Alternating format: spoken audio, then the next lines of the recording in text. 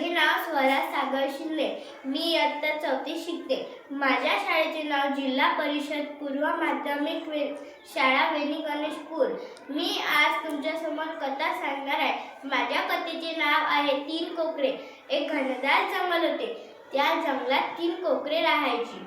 एके दिवशी त्यांची आई त्यांना म्हणाली, पिल्लांनो, या जंगलात चांगले गवत नाही, तुम्ही दुसऱ्या जंगली राहायला जा.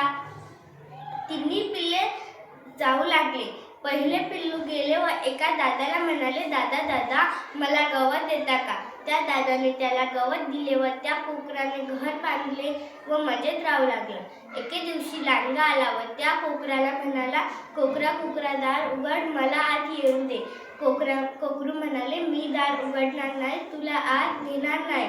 लांडगा म्हणाला, मी इकडून एक धडक मारेन व तिकडून एक धडक मारेन, तुझे घर पाडून टाकेन. लांडग्याने तसेच केले व पहिल्या कोकराचे घर पाडून टाकले व त्याला खाऊन टाकले. दुसरे कोकरू पुढे गेले व एका शेतकरी दादाला म्हणाले, दादा मला लाकूड देता का? दादाने त्याला लाकूड दिले व कोकराने घर बांधून मजेत राहू लागले.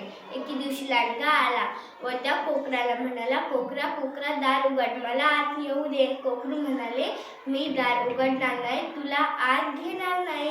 लांडगा म्हणाला, मी इकडून एक धडाक मारीन व तिकडून एक धडाक मारीन, तुझे घर पाडून टाकीन. लांडग्याने तसेच केले व दुसऱ्या कोकराचे पण घर पाडून टाकले व त्याला खाऊन टाकले. तिसरे कोकरू पुढे गेले व एका दादाला म्हणाले, दादा मला सिमेंट व विटा देता का?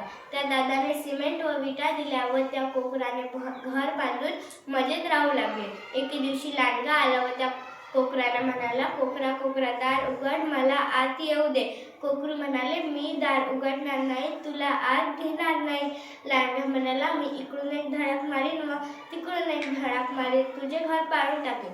लांडग्याने तसेच केले व घर काही पडले नाही. वर घरात जाण्याची जागा दिसली. त्याच जागेखाली चूल होती. त्या चुलीवर कोकराने पाणी ठेवले उकळायला. पाणी उकळले.